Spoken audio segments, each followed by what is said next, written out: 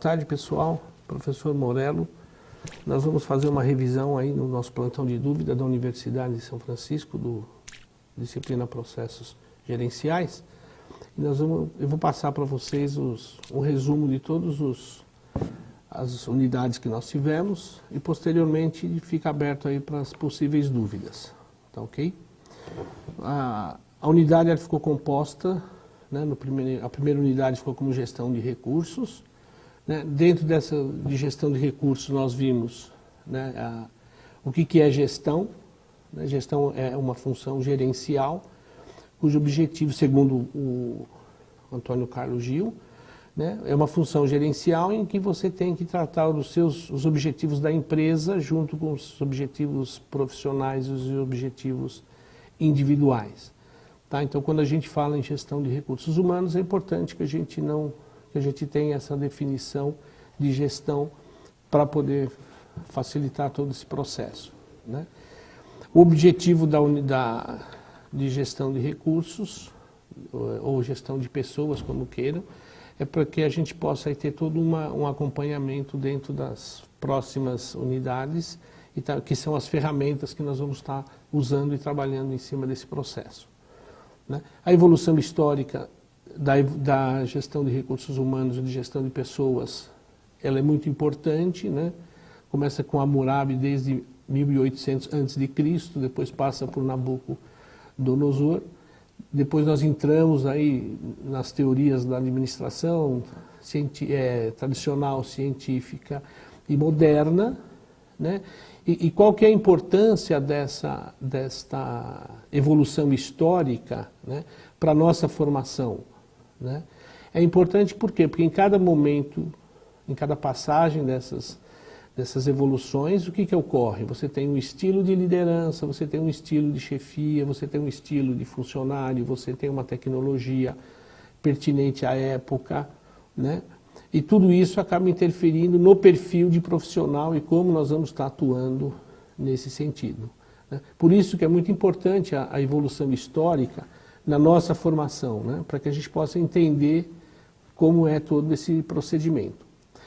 E nas próximas unidades, a gente vai ter quais são as ferramentas, né, ou subsistemas que nós vamos estar usando, né, quais as ferramentas que nós temos em gestão de recursos humanos que nós vamos poder estar usando no nosso trabalho. Né. A próxima unidade, ela é de recrutando e selecionando pessoas. Né. Então essa seria a nossa primeira ferramenta. O que é recrutar, o que é selecionar? Tá? Então, recrutar, quando a gente recruta, é um primeiro chamado que a gente faz, né? Que a gente vai buscar, evidentemente, no mercado. Né? E nós temos várias formas para buscar essas pessoas no mercado. Então, nós vamos receber um volume de pessoas, de currículos, dependendo, evidentemente, da forma, dos meios de comunicação que nós vamos estar usando. Tá? E nesse recrutamento, evidentemente, nós vamos estar vendo as competências das pessoas, né? E nós vamos trabalhar com algo que vocês já ouviram falar e vão continuar falando muito hoje, né? Que é o chá, que são os nossos conhecimentos, habilidades e as atitudes. Tá? Então, existe uma diferença, exatamente essa. Né? O recrutar é quando você faz um primeiro chamado e você recebe um volume de currículos para determinada vaga. E no segundo momento, depois de fazer uma análise, você entra no processo de seleção. Tá? Tem as fontes de recrutamento, né, que hoje você tem consultorias, você tem intranet, você tem o que a gente chama de network, né? Então você tem várias fontes que você pode estar usando para poder fazer esse recrutamento. Eu entendo, por exemplo, que é um praxe usado nas empresas é o recrutamento interno. Né? Eu acho que, evidentemente, quando você tem uma vaga, você vai buscar essa pessoa no mercado. Eu entendo que, num primeiro momento, é importante que você faça um recrutamento interno. Né? Ele também não deixa de ser um ponto motivacional. Evidentemente, tem os pontos positivos e os pontos negativos do recrutamento interno. Né? Mas ele serve, evidentemente, para que você possa aproveitar internamente algum talento, algum potencial dentro da sua da sua empresa. Evidentemente que tem muitas vagas que você não consegue fazê-lo desta forma, então você tem que buscar, evidentemente, na parte externa, que seria o mercado, né? Então, na seleção, depois que você passa nesse primeiro momento, que é o recrutamento, você entra na seleção, né, que é o quê? Adequar o indivíduo ao cargo, né? Então, isso é muito importante, né? Como é que quais são os conhecimentos e habilidades desse indivíduo e mais o cargo que ele vai estar ocupando, né? Evidentemente tem a adequação do ponto de vista técnico e tem a adequação no ponto de vista de personalidade, de liderança e assim sucessivamente, né? Então, dentro do processo de seleção, você faz uma análise mais criteriosa. Você pode fazer usar de alguns recursos. Um desses recursos seriam os testes que nós usamos, né? Você aplica testes pontuais, testes de aptidão, né? Dependendo da vaga, você pode fazer um teste de aptidão e aí você tem um parâmetro para essa análise, né? Você pode fazer um teste de personalidade, né? Entre o cargo que você está ocupando e mais o indivíduo o candidato que está submetendo essa vaga, né? E existem algumas técnicas também que você faz, que são dinâmicas de grupo, estudos de caso, em que você tem lá as pessoas que veio no primeiro momento do recrutamento, estão entrando no processo de seleção, e aí você pode fazer uma dinâmica de grupo, né? E essas pessoas acabam sendo analisadas e avaliadas por aí. E, posteriormente, entra um item que é muito importante, que é a questão da entrevista, né? Então, existem, evidentemente, algumas técnicas de entrevistas, né, que elas acabam sendo usadas dentro desse processo de seleção, né? E eu costumo, às vezes, comentar que muitas pessoas, às vezes, têm uma boa performance, né, na análise do cargo, nos testes psicométricos, no teste de personalidade, no teste de simulação, e às vezes na entrevista, às vezes o candidato fica deixa a desejar, e às vezes não é contratado por conta disso, né? Na unidade 3, né, são sistemas de desenvolvimento de pessoas, tá? Então nós vimos lá, o primeiro unidade foi gestão de pessoas, a segunda recrutando e selecionando pessoas, e agora nós vamos entrar na terceira unidade, que é treinamento e desenvolvimento. O que é treinar e desenvolver pessoas, né? São ações planejadas para oferecer o meio de garantir a prática de aprender dentro de uma organização. Treinamento é o quê? É um investimento, tá? Então, isso é muito importante. O treinamento, eles preparam as pessoas no seu chá, né? O que é? No seu conhecimento. O que é isso? Conhecimento, habilidades e atitude, tá? Então, isso efetivamente é treinar. Hoje a gente fala em capacitação de pessoas, em desenvolvimento de pessoas, né? Dentro do processo, evidentemente, de treinamento, tá? Então, treinar é preparar as pessoas para o seu conhecimento, no seu conhecimento, na sua habilidade e na sua atitude, né? Então, é um processo mais prático, é um processo mais presente, né? Então, eu vou treinar o fulano, o meu candidato, o meu colaborador, em que sentido, né? No sentido de uma máquina, de uma operação de máquina, né? Numa questão mais técnica. Então, ele acaba fazendo o quê? Seria aproveitar o seu conhecimento, a sua habilidade, a sua atitude, por uma coisa mais atual e não mais tão futura. Quando nós falamos em desenvolvimento, nós vamos estar continuando usando mesmo a questão do conhecimento, das habilidades e da atitude. Só que o quê? Voltado para o futuro, né? Então, esse meu treinamento que eu estou fazendo para esse funcionário, né, eu estou preocupado ou preparando para o quê? Para um desenvolvimento até na própria carreira dele dentro da corporação, dentro da organização, né? A gente vai ver depois a avaliação de desempenho, né? E ela está muito ligada a isso, né? O interessante dessa unidade de gestão de recursos humanos, que vocês estão vendo, que nós estamos revisando, nós vamos ver que todas essas ferramentas, elas são muito próximas uma da outra, né? Então nós, enquanto gestores de pessoas, né, nós não deveríamos deveríamos fazer muito uso dessas ferramentas, né? Porque todas elas estão muito interligadas uma com a outra, né? Então, quando a gente fala em treinamento, retomando aqui o nosso foco, no treinamento você está fazendo alguma coisa mais prática e mais presente, né? E quando a gente fala em desenvolvimento, você trabalha mais a questão do futuro, né? O que você projeta para esse profissional. Tá? No treinamento, nós temos vários níveis de treinamento, né? Aí tem aqui uma citação do Tachival, do Ferreira e do Fortuna, que foi citado por Araújo. Os programas de treinamento e desenvolvimento devem atender a todos os níveis da pirâmide organizacional, de forma a atingir, né, todos os seus funcionários, que tenham constatado suas necessidades de capacitação ou qualificação profissional. Tá? Então, nós devemos trabalhar em cima de toda a pirâmide organizacional. Tá? E aí ele atende alguns níveis. Nós temos o quê?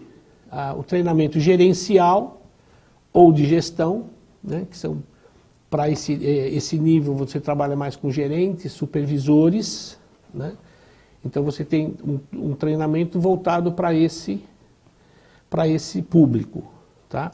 Sempre lembrando que treinamento e capacitação de pessoas é um investimento. No segundo momento, você tem o treinamento técnico, né, que você pode fazer, por exemplo, ele é mais operacional, né, numa máquina, numa ferramentaria, numa fresa, num torno, né?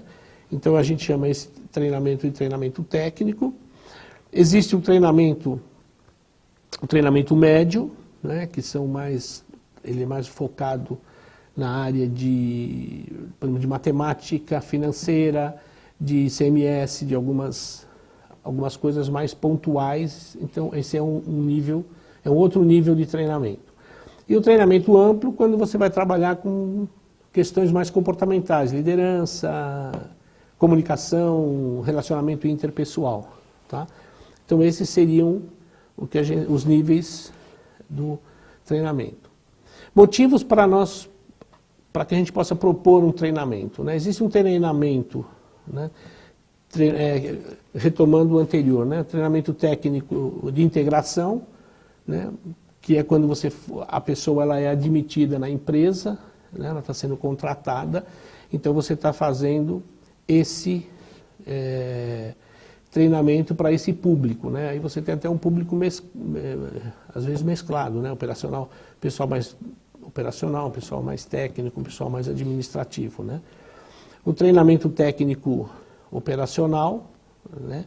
Que você também busca atendê-los nesse momento. O treinamento gerencial, né? E, finalmente, o treinamento comportamental, né?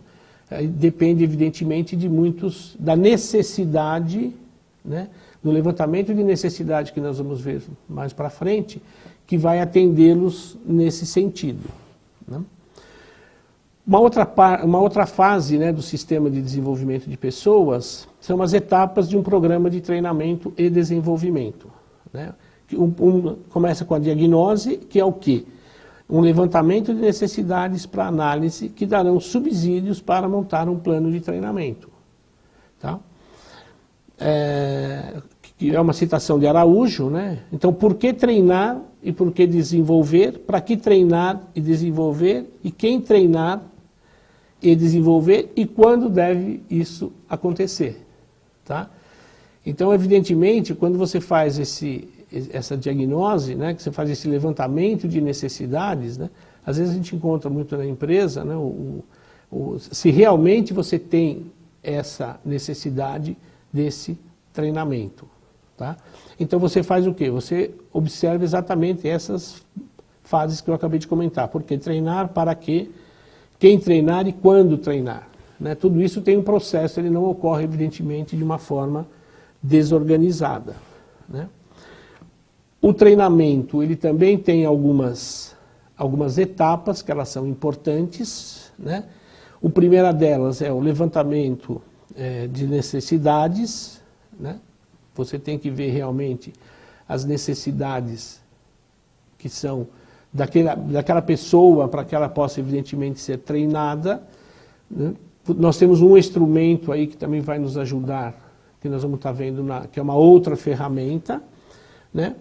Numa segunda fase, você tem um planejamento, né, desse treinamento, ele pode ser interno, ele pode ser externo, né? Então eu vou planejar esse treinamento, vou planejar essa possibilidade, a forma como vai ser feito esse treinamento, e evidentemente depois eu faço uma programação para o mesmo, né? Tá? Aí vem uma outra fase que é evidentemente a fase da execução do treinamento e a implementação do treinamento, né? E essa última parte aí, né, essa última etapa, né, que a gente às vezes, que ela é muito importante, que é essa avaliação desse treinamento, né? Nós seguindo essas etapas, você consegue fechar bem essa questão do treinamento como um todo. Agora, um dado também muito importante é que a gente faça, evidentemente, essa avaliação, né, para ver os pontos que nós poderíamos ou podemos melhorar dentro dessa ferramenta aí que é o Sistema de Desenvolvimento de Pessoas. Um outro ponto importante que as empresas estão desenvolvendo é o desenvolvimento gerencial, né? Está havendo um investimento grande nesse sentido, e um outro que é o desenvolvimento de talentos, né? E o Marras, ele faz uma citação que treinar e desenvolver é um meio de gerar mudanças, desenvolvendo um conjunto de competências dos funcionários, tá? Então tem muitas empresas hoje que estão investindo no que a gente está chamando de talentos, né? Então eles trabalham em cima dos conhecimentos, das habilidades e das atitudes. E com isso muitas empresas desenvolvem programas de trainee, né, em cima desse trabalho a nível de desenvolvimento gerencial ou de talentos, né? Uma outra citação também do Gil, né, ele comenta que deve ir além, buscando tornar pessoas melhores no que elas fazem, tá? Porque todos nós temos os nossos conhecimentos, as nossas habilidades e as nossas atitudes. Agora, o importante, né, é que a gente o que a gente pode buscar para que a gente possa melhorar esse chá, né, que vocês vão ouvir falar e já estão ouvindo falar muito sobre ele, né? Sendo mais inovadoras, né, que o mercado e as organizações cobram muito de nós, né, que é a questão da inovação, da competitividade, da produtividade, por meio de um processo educativo, né, de um processo educativo. Aí entra a questão do foco do treinamento que nós vimos no início, né, quer dizer, você é uma aprendizagem, uma educação para o trabalho, uma educação bastante corporativa, né? Então as empresas hoje estão investindo bastante nessa questão gerencial e na questão do talento, no sentido de que você vai buscar, evidentemente, pessoas que, às vezes a pessoa é muito boa tecnicamente, né? Ela consegue ter uma performance boa. Agora, ela precisa, através dessas habilidades, melhorar essas questões que nós estamos mencionando nesse sentido, tá? Então, nós podemos concluir que, dessa forma, as organizações terão cada vez mais funcionários aptos, né, no campo técnico, mais motivados, evidentemente, e seguros no campo comportamental, né, que contribuirão para o alcance dos objetivos da organização. Quando a gente fala no campo comportamental, é no sentido inclusive, de inteligência emocional, né, como é que eu vou lidar com as questões da minha emoção dentro desse procedimento, né? A nossa unidade 4, né, então nós vimos lá a primeira unidade que foi gestão de recursos humanos, aquela evolução histórica, né? Na segunda nós vimos recrutando, selecionando pessoas, a terceira foi desenvolvimento de pessoas, treinamento e desenvolvimento de pessoas, e uma outra ferramenta, um outro subsistema muito usado em gestão de recursos humanos é avaliação de desempenho, né? Avaliação de desempenho nós temos muitas controvérsias, né? Existem, evidentemente, duas correntes, uma que é a favor da avaliação de desempenho, outras correntes que são contra a avaliação de desempenho, né? Agora, a importância de um processo de avaliação de desempenhos, a gente tem que ficar atento aos que a gente vai ver agora, né? A questão de conceitos, métodos e técnicas, né? O que é uma avaliação de desempenho? É uma forma de medir o nível de aprimoramento e evolução das competências dos funcionários de uma organização perante as metas organizacionais, né? Esse é o Marras, que é uma definição, uma citação de Marras de 2011, né? Então, o que você tem? As empresas têm lá as suas metas e as suas metas organizacionais, né? E nós, quando somos avaliados, né, como é que é a nossa evolução, a nossa competência em cima desse processo, né? O França também define que é um processo que julga e estima as qualidades e o desenvolvimento de cada funcionário na organização e a sua efetiva contribuição com os resultados da organização, tá? Então, todo o processo de avaliação de desempenho, né, ele não deve ser um processo no sentido punitivo, e sim no que o funcionário pode estar melhorando. Então, essa, evidentemente, é uma ferramenta que contribui muito para esse lado. Mais uma citação também que o Gil fala, né, que ele comenta, que eu acabei também falando anteriormente: muitos equívocos foram cometidos na implantação de processos de avaliação de desempenho, quer pela sua inadequação às realidades empresariais, quer no foco dado ao processo, né? Como eu comentei no início, né, existem correntes que são a favor da avaliação e correntes que não são a favor, né? E, evidentemente, quando você fala que elas não são, muito por quê? Por conta dessa questão aí da inadequações à realidade, né? Você tem que... É um instrumento em que você mexe com o ser humano, você mexe com a estrutura organizacional, você lida com os objetivos da empresa. Então você tem que ter, evidentemente, um cuidado muito grande nesse sentido, né? Porque senão você põe todo um trabalho, compromete todo o seu trabalho, né?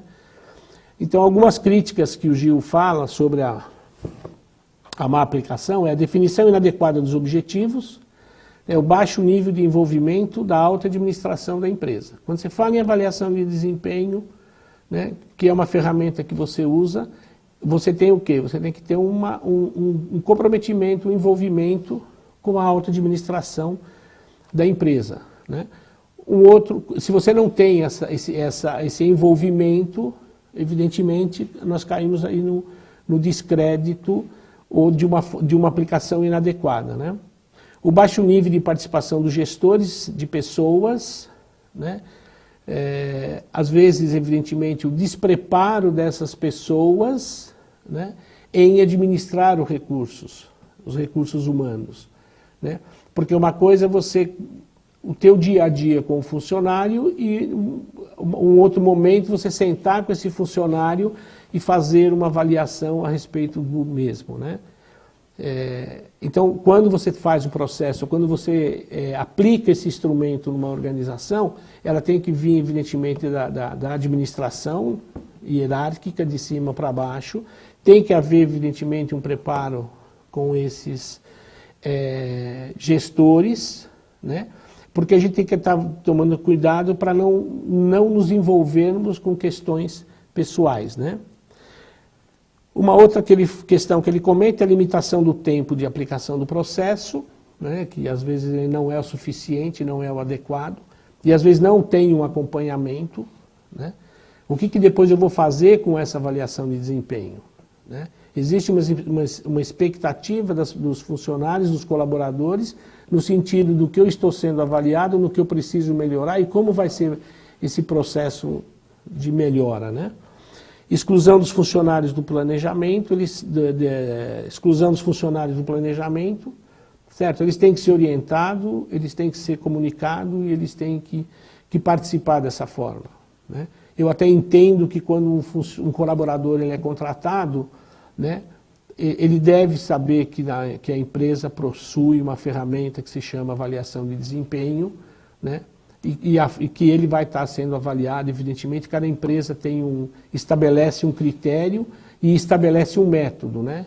Às vezes falta até um conhecimento mais profundo por parte dos gestores, né, de como manipular e trabalhar os métodos que a gente vai estar vendo agora, que são os métodos de avaliação, né?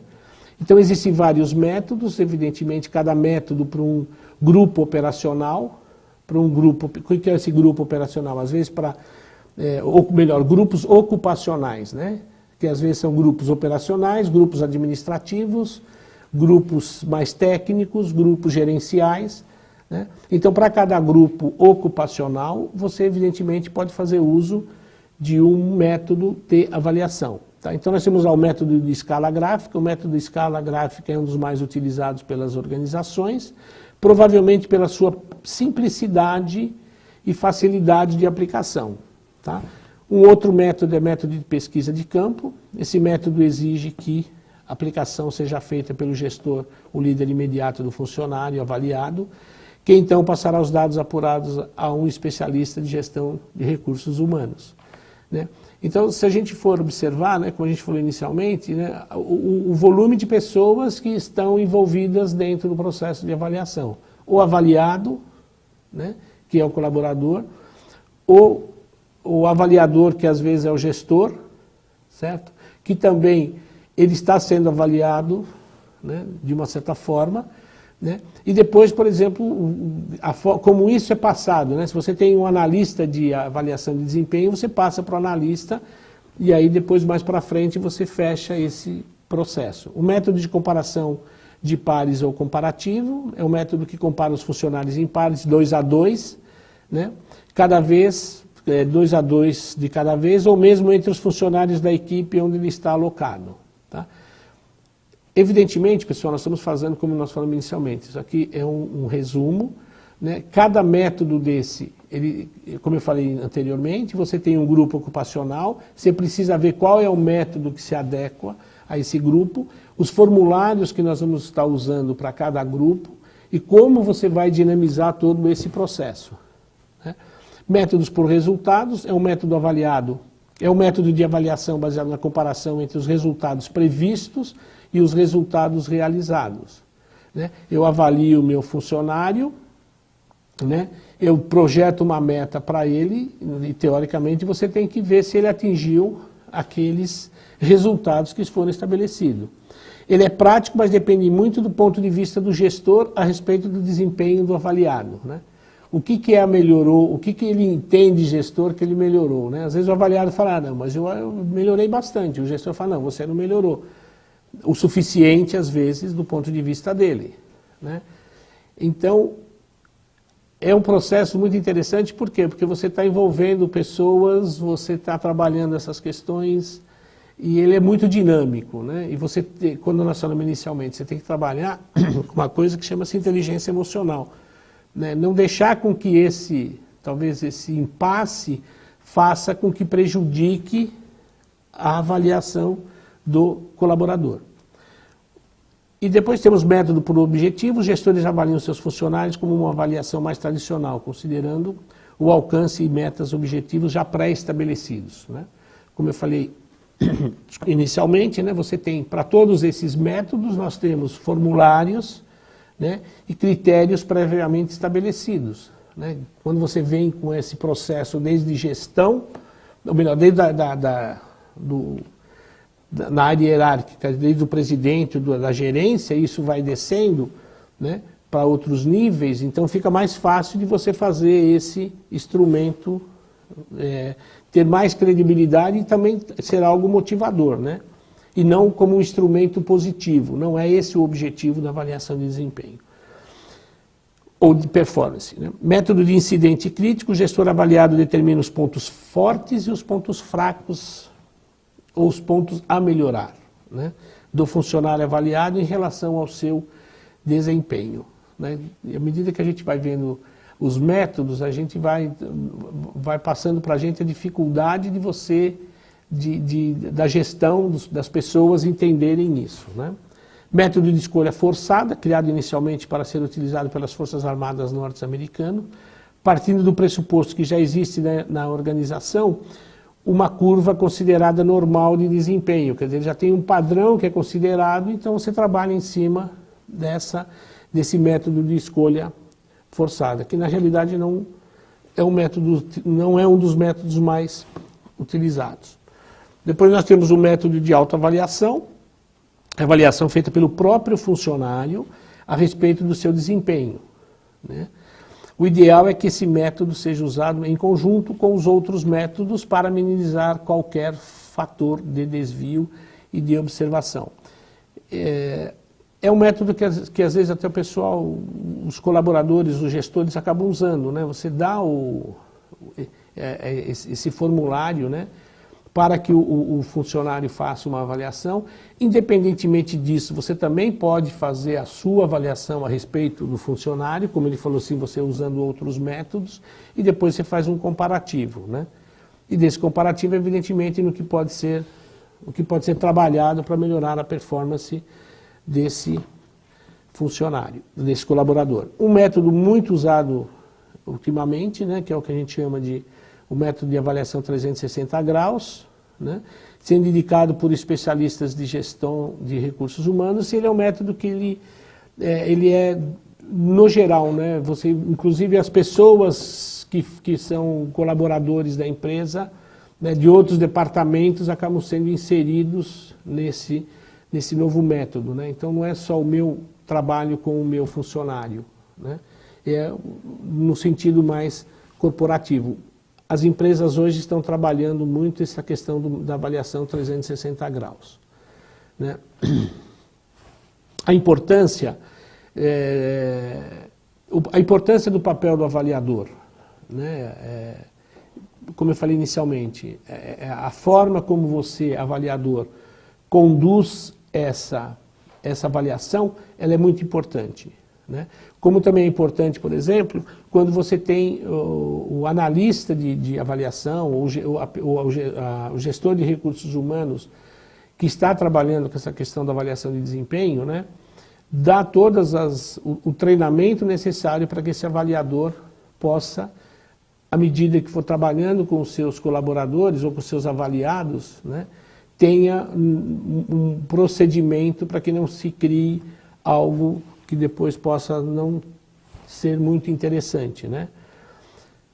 Os benefícios da avaliação de desempenho: você é avaliado, você evidentemente tem o teu crescimento, melhora como o objetivo é melhorar, então você pode ver aonde você está hoje em termos de liderança, em termos técnicos, em termos de persuasão, e como é que você pode melhorar isso, né?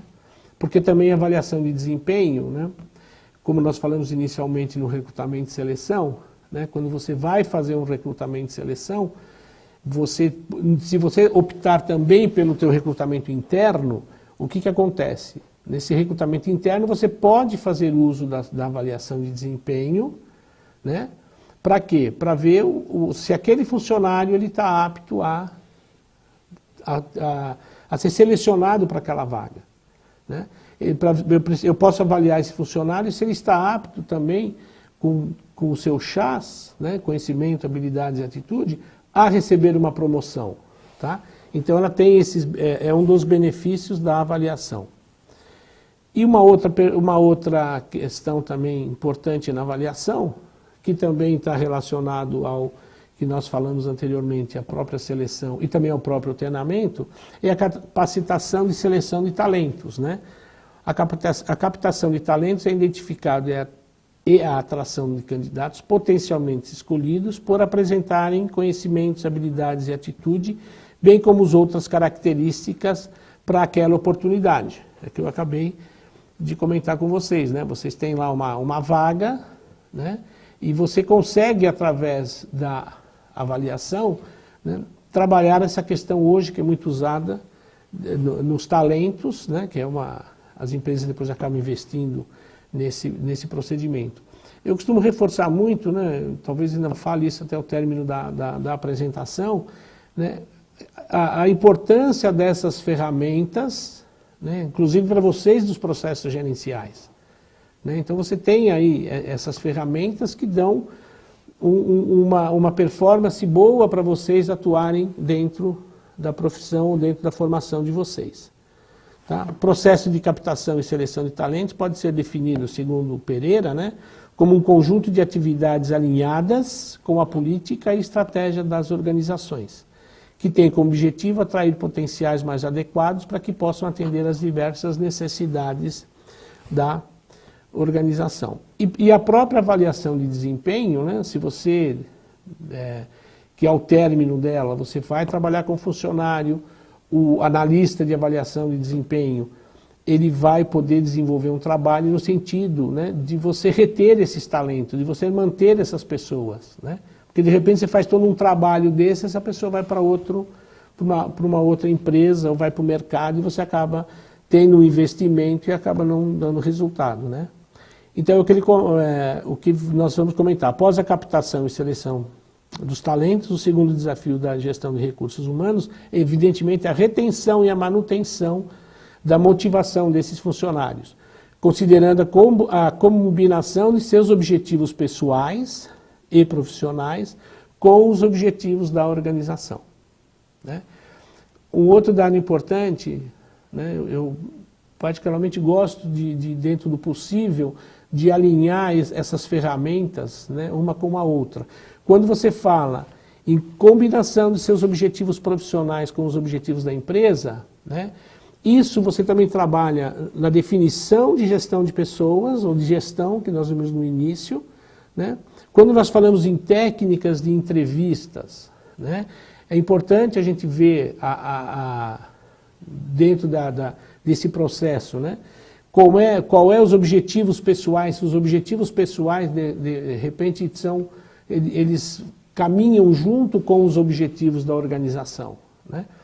Então eu volto a repetir, se nós usarmos essas ferramentas, ou se vocês usarem essas ferramentas, nós vamos estar bem amparados para desenvolver um bom trabalho, né?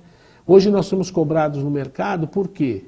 Nós somos cobrados por questões de que nós temos que fazer uma diferença, né? Então, muitas coisas são cobradas, a graduação, a pós-graduação, os idiomas. E eu entendo que essa questão das ferramentas, elas podem ser inseridas. Eu não preciso ser um gestor de recursos humanos. Se eu sou um gestor de pessoas, essas ferramentas, elas me agregam no meu perfil para que eu possa ter uma performance melhor.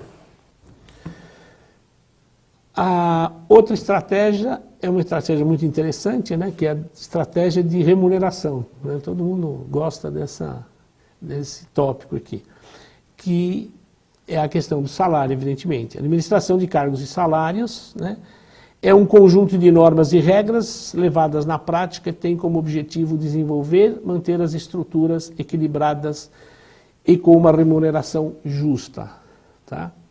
Existem muitas empresas hoje, existem muitos consultores que trabalham nessa questão de estratégia de remuneração.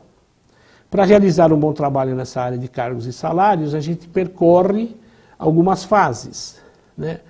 A primeira dela é a análise da função, né? O que faz, como e para que faz. Uma outra fase é a descrição de cargos, a outra é a avaliação do cargo, a outra é pesquisa salarial, a estrutura e tabela salarial e, por último, a política de remuneração. Tá? Hoje, a gente, conversando com as pessoas, a gente percebe o quanto o aspecto de remuneração ou de oportunidades, eles estão ligados a essa questão do salário, né? Então, a gente vai dar um passo a passo aqui para a gente poder entender melhor, né? A análise do cargo consiste no levantamento sistemático de informações, realizando as tarefas, as funções e as responsabilidades que fazem parte do cargo, né? Então, o que é esse meu cargo, né? Isso é tão importante que você tem essa descrição, e essa descrição você tem um catálogo, né, ao término da implantação da descrição de cargos. Para você chegar na questão da remuneração, né, você tem que ter o quê? Você tem que ter claro para você toda essa descrição, porque senão você acaba comprometendo esse esse processo. Então, o primeiro momento é você fazer uma análise, evidentemente, dos cargos que você tem, do que é feito em cada um deles. O segundo é a descrição. Elaborar a descrição de um cargo é padronizar, né, informações recebidas e obtidas por meio da análise, né? Que você tem acesso às tarefas que compõem cada um desse cargo, né? Então você tem lá, você fez uma análise, você descreve cada um desses cargos, né? Dentro desses cargos, como está muito bem pontuado, né, no texto no texto base, você vai ver quais os critérios, né, quais os itens que você vai estar trabalhando. Se você vai trabalhando com o nível mental, o nível de responsabilidade de cada cargo, né? Então isso é muito bem dinâmico e muito bem dividido dentro desse processo. Uma vez descritos os cargos, né, precisam ser avaliados, ou seja, a etapa focada no julgamento e análises matemáticas que vai existir, evidentemente, no analista de cargos e salários, o bom conhecimento estatístico, né? Então, por exemplo, às vezes eu tenho lá uma pessoa que desenvolve um cargo, por exemplo, você tem lá o analista auxiliar contábil e o analista contábil. Se nós pegarmos o auxiliar contábil e o analista, você tem a descrição de um, você tem a descrição do outro. Isso aí parece tranquilo e óbvio, né? Porém, aí você esbarra na questão salarial, né? Às vezes o analista, ele está com um salário igual, ou menor é difícil, mas igual ao do auxiliar, né? Então, e aí você entra nessa questão, evidentemente, de você estar avaliando a primeira questão técnica, para depois você partir para uma questão salarial, tá? Dentro desse processo ainda, a gente tem o que tem, a pesquisa salarial, que é uma ferramenta que permite conhecer o meio de coleta de tabulação de dados, práticas salariais praticadas no mercado, né? Se eu trabalho numa empresa de grande porte, médio porte, não importa, né? Eu, trabalhando na área de remuneração, e eu tendo as minhas descrições de cargos adequadas, né? O que eu posso ou devo fazer é ver como é que o mercado está praticando esses salários. Evidentemente, se eu trabalho numa empresa de 50 funcionários, eu vou fazer uma pesquisa salarial com empresas do mesmo porte, né? E com certeza no mesmo segmento, tá? Porque aí eu tenho uma ideia do que eu pratico na minha empresa enquanto salários e o que é praticado, o que o mercado pratica. É lógico que eu não vou pegar uma empresa de 100 funcionários e fazer um comparativo com uma empresa de 1.000, 1.200 funcionários, né? Que aí implica, aí já foge um pouco do contexto, né? E um cuidado todo que a gente tem que ter no sentido de que às vezes os cargos, né, às vezes eles não têm a mesma nomenclatura, porém a descrição deles é semelhante. Mas tudo isso você acaba vendo e tendo na tua pesquisa salarial, né? Com isso, né, você acaba tendo um panorama de como está o mercado e como você está praticando na sua empresa, tá? Depois você tem a estrutura, a tabela salarial, né? O que é essa estrutura? Se você vai ter lá o auxiliar 1, auxiliar 2, o auxiliar 3, ou júnior, pleno e sênior, como essa nomenclatura ou essa estrutura, às vezes você faz de acordo da empresa ou do próprio analista, né? Como é que você sai de 1 para 2, de 2 para 3, ou de júnior, pleno e sênior, né? Como é que você vai estar passando por esses processos, né? E como é que você vai mudar essa política de remuneração? Quais os critérios que você vai usar? Um dos critérios, evidentemente, infelizmente não dá tempo da gente alongar isso aí, um dos critérios é a própria avaliação de desempenho, né? Por isso que entra a política de remuneração. Você tem lá o teu salário, que é o dissídio, né? O dissídio não, o acordo, né? O dissídio é quando vai para dissídio, não.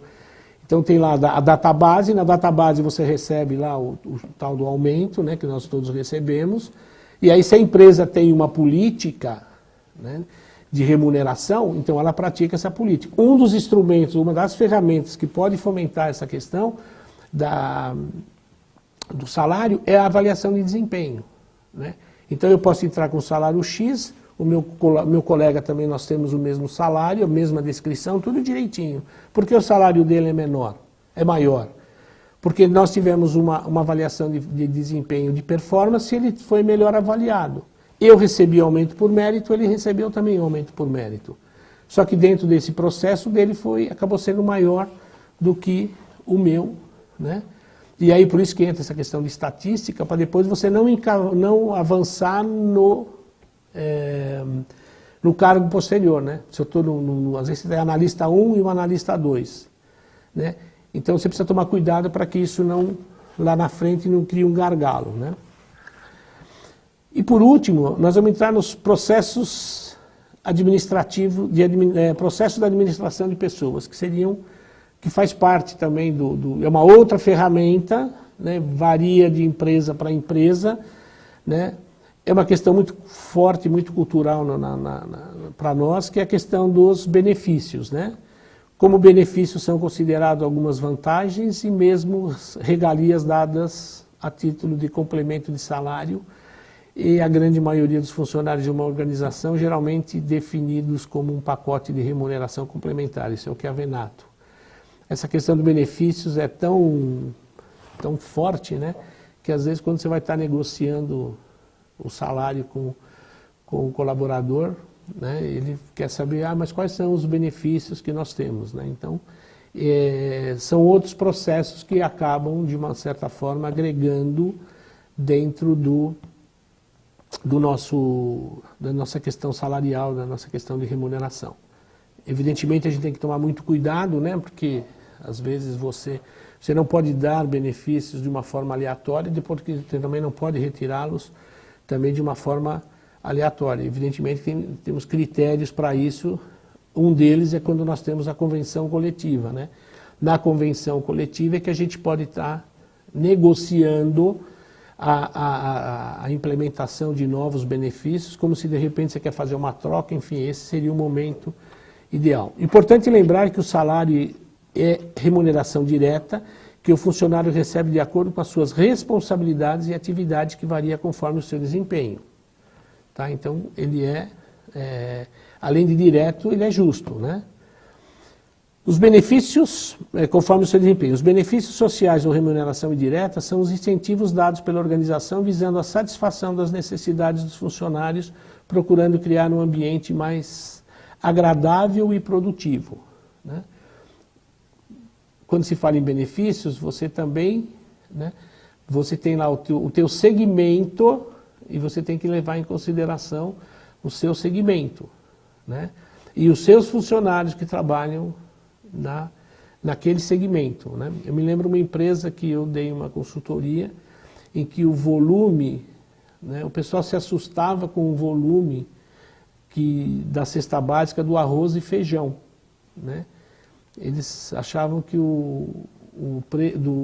a quantidade que tinha na cesta era uma quantidade enorme. Porém, aquilo ali fazia sentido. Por quê? Porque os funcionários daquela empresa, na grande maioria, eles tinham de 4 a 5 filhos. Não me perguntem por quê, porque realmente eu não saberia responder. Mas o que acontecia? Para compor aquela cesta, você tinha que ter uma quantidade diferenciada, né? E aí vinha aquela pergunta, né? Mas e se o funcionário não tivesse filhos ou não? Você não pode fazer distinção. E muito menos contratar alguém que tinha. Mas culturalmente aquela empresa tinha aquele número de funcionários, tinha aquele número de filhos e, consequentemente, quando você ia montar a cesta, né, que é um dos benefícios, acontecia isso, né? Plano de programa de benefícios sociais, né? Isso aí são compulsórios, espontâneos, monetários e não monetários, né? Isso vai depender, às vezes, de convenção, de cada segmento que você trabalha, né? Isso aí é tudo determinado por sindicatos e convenções, né? Aí tem uma relação que, inclusive, está no texto base de vocês, né? Tipos de benefícios mais frequentes, né, que nós temos: restaurante, seguro de vida, transporte, assistência médica, é um dos que eu procuro bastante, né? Cesta básica, empréstimos parcelados, associações recreativas, assistência odontológicas e muitas empresas que dão subsídios para educação. Então aí só para informações.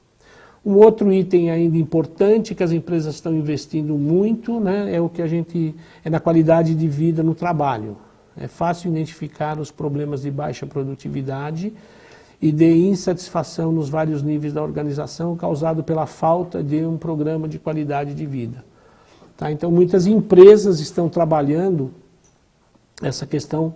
Elas entendem que, às vezes, até a má performance do colaborador pode estar ligado a essa questão da qualidade de vida e da qualidade de vida no trabalho. O que eu tenho percebido, evidentemente, as empresas têm trabalhado muito essa questão, né?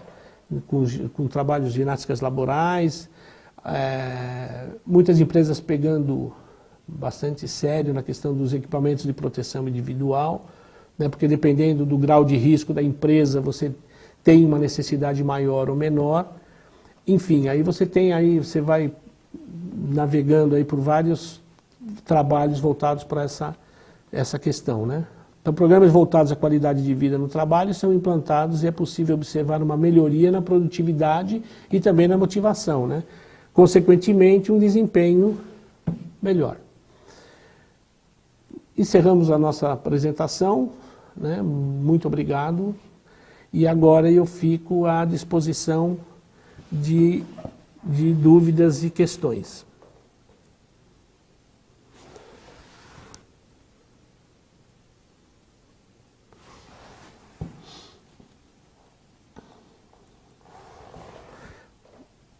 Bom, pessoal, eu não estou vendo aqui pontuado nenhuma questão. Eu gostaria mais uma vez de agradecer o plantão e a apresentação para vocês, né? Vocês em outros momentos vocês vão ter o YouTube na sala virtual da TV USP, então vocês podem ter acesso e qualquer dúvida tem a sala virtual para a gente estar eventualmente trabalhando essas questões. Muito obrigado e um bom fim de semana para todos.